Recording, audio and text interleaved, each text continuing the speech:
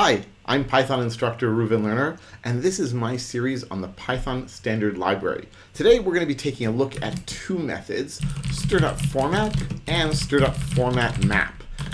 Now I should mention right off the bat that quite a bit of what was done in format has been taken over by f-strings starting in Python 3.6, and I'll show you how that maps from one to the other later on in this video. So let's say I am, here's my name, Reuven, and let's say I go to a hotel somewhere when I'm doing my Python training around the world, and they want to say hello to me. So they could say hello plus name plus period, and that will certainly work.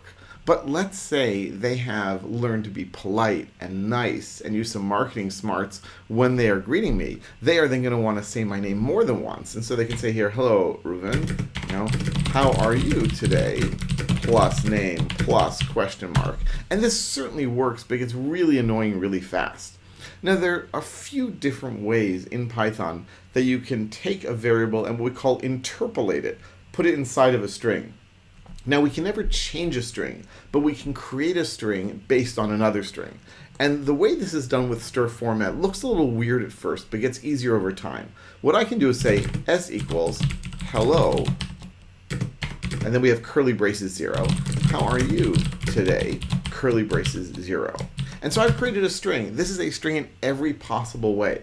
But what I can then do is invoke the format method on the string and pass an argument to it. And I can pass it the name argument. Now, what does this mean? What's going to happen is str.format is going to return, this will return a new string. And the new string is going to be based on s, based on the old string. But everywhere we have curly braces 0, it's going to replace it with argument number 0. Now here I only have one argument, but remember that we number arguments starting with 0 in Python. And sure enough, I get a string back. Notice you don't need to use print along with format. It's pretty common, but you don't need to. So if I say here print s-format name, now it's going to print it out as opposed to returning, in Jupyter at least, the internal representation of the string. Okay, fine, but we can go better than that. I can say here, first equals Reuven and last equals learner, and then I can say, print hello. Well, let's do here s equals hello 0 1. Welcome. And now I can say s.format of first and last, because of course we're going to number arguments 0 and 1, and basically wherever there's a curly braces 0, it's going to put an argument 0. Where there's a curly braces 1, it's going to use 1. And sure enough, we get that string back, and of course I can print it out if I really want to. So that's the basic idea behind format. You can take variables or values and put them here as arguments, and then you refer to them in the string. It's also not uncommon to do it all at once in a one-off string. So I can say hello, curly braces 0, curly braces 1, format first and last, and then I get a string back from that. You don't need to define a separate variable. So format was, when it came out, a big advance over previous ways of interpolating values into strings, simply because using pluses, using percent, using those other things, they had all sorts of issues. One of the big things that was solved, as you can see here, I can use the same value more than once by just referring to curly braces 0 or curly braces 1 or whatever I want as many times as I want. But there are a bunch of additional advantages above and beyond this in format. So for example, let's say I'm filling out a government form or something, or just have limited space to print things. Maybe I want to print my strings within a certain length of field. So I can say here 0, which refers to the argument number, colon 15. And here I can say 1 colon 15. Now the moment that you have the colon there, the colon separates between the reference to the argument, 0 or 1, and special codes that you're passing to describe what you want to happen to the data. So in this particular case, because I have strings, the strings are now going to be printed on a field of 15 characters. And sure enough, we see here that my first name is printed on a field of 15 characters, as is my last name. That's pretty great.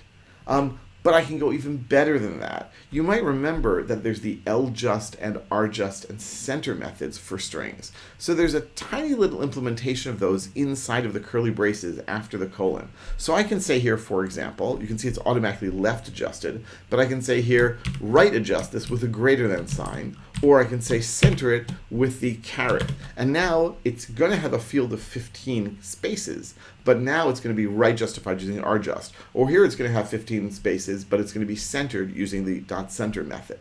But I can go even better than that. Remember that center and ljust and rjust all allow me to set another character. So I can say here, this is an underscore, and this is here going to be a star.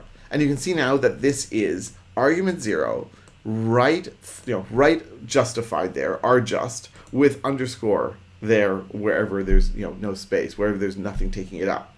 Now this gets very hard to read very quickly, and it's a really weird, odd kind of syntax, but it's one that you can get into pretty quickly, at least in my experience. So, and every type of data has its own type of thing. So you can do it for integers, for floats, for strings. You can even, if you're the class authoring type, if you're creating new classes in Python, you can define a str.format method, and that will be used by format when it inserts your data into there. So format is this like incredibly deep dive into a sort of a new mini language that you put after the colon. Now the good news is that this all works. The bad news, a little bit of bad news though, is that you're dealing with these numbers here. Wouldn't it be nice if I could just use names instead of numbers? Well, I have great news for you. You can. I can say here something like x and y. And then I can say here x equals first and y equals last. And I get exactly the same results. And this shows that str.format takes not only splat args, but double splat kw args. You can mix them up if you want, although I really, really encourage you not to do that. So I can say here I have a regular argument for first, and I have a keyword argument for last that's going to y. So if I say here 0 and y, but I'm saying here, please, please, please don't do this, because it just ends up being really ugly and really hard to read. So you can have as many arguments as you want, and they're numbered. You can have as many named as you want, and they can be named. You can even go as far as this. You could say d equals a1, b2, c3. And now what I can do is I can say, hey, a equals a, b equals b, c equals c. And format, I can say a equals d of a, and b equals d of b, and c equals d of c. And that will work just fine, but no one wants to write code like that. Luckily, what we can do is we can explode our dictionary with **d. And now what happens is our dictionary is expanded into a equals 1, b equals 2, c equals 3, and a, b, c are those keyword arguments, and we can pull those out. The problem with doing that is that we're taking our dictionary, copying it all into a new dictionary. And what if we refer to something there that doesn't exist, right? What if I say here, and d equals d? It's going to say, hey, there's a key error. There is no key d in the dictionary. By the way, if we were to use a number that doesn't exist, it would say that, here, I'll just show you there. If I say here, like a equals 0, format, it'll say, hey, oh, well, it helps to actually cut it the right way, do it the right way. It'll say here, index or tuple index out of range, and that's because splat args gets translated to a tuple. But let me just go back to this here for a moment. So let's say you want to do this. You want to have some defaults in there. Well, it'd be nice if D were actually a dictionary, right? Or maybe like a default dict. I know we haven't covered default dict in this series yet. We will get to it. We will get to it. So I can say here from collections import default dict, and then I can say here D equals default dict of int. I can say d of a equals 1, d of b equals 2, d of c equals 3. And now what's going to happen? Well, if I do it this way, we're still going to get an error. And the error is still going to be, well, there's nothing on d. Because what have I done? I've taken the current existing values in d, a1, b2, c3, and I'm copying them into a new dictionary. And that new dictionary is a regular dictionary. It doesn't know about default dicts or anything, and so d is still going to give us an error. This is where format map comes in. Format map lets me say, let me pass a dictionary-like object in there, and then it'll work just fine, and then we'll get our default value as well. So if you're using default dicts and you want to use them to populate format, this is the way to do it. You have to use format map instead. Otherwise, it's not so commonly used. Now, I mentioned at the beginning of this video that nowadays we don't use .format that much anymore. And the simple reason is because we now have f strings. So now what I can do is I can say, x equals 100, y equals 10, 20, 30, and z equals, hello.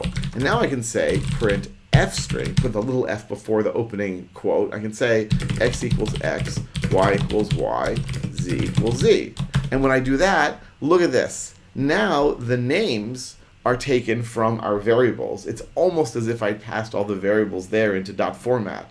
And so basically, Python just says, oh, inside of the curly braces here, you want the value of x, you want the value of y, you want the value of z.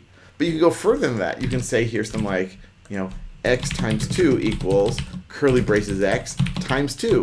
You can have more or less whatever expression you want inside of the curly braces. Don't go too wild now because we still want it to be readable, but you can do that. And so I think there's a huge, huge advance in the readability of Python. It doesn't have the ability to take in a dictionary and explode it, or a tuple or other sequence and explode it with splat or with double splat. But this still is so, so useful and so great. It's wonderful. And of course, you can do all the things that we did before. So colon, let's say underscore center 20, right? So now hello is centered. Now it's like, not dunder, but like 50 under or something like that.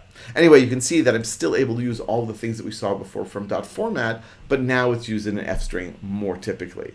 One last note, you can see here one other advantage of format and of F strings, that automatically the items are turned into strings. Because normally if I say here like, print hello plus x, x is 100 here, not that you'd be saying hello to the number 100, but that's the way it is.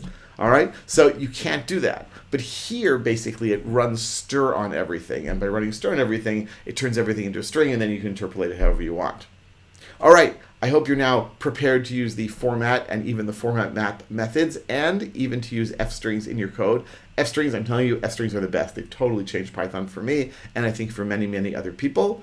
If you enjoyed this, please subscribe. I've got lots more videos coming and lots more other videos besides this one about the Python standard library. You can subscribe to my mailing list and learn all about my courses in the links. I offer tons of online courses, many of them for free, and I look forward to seeing you in my next video about the Python standard library.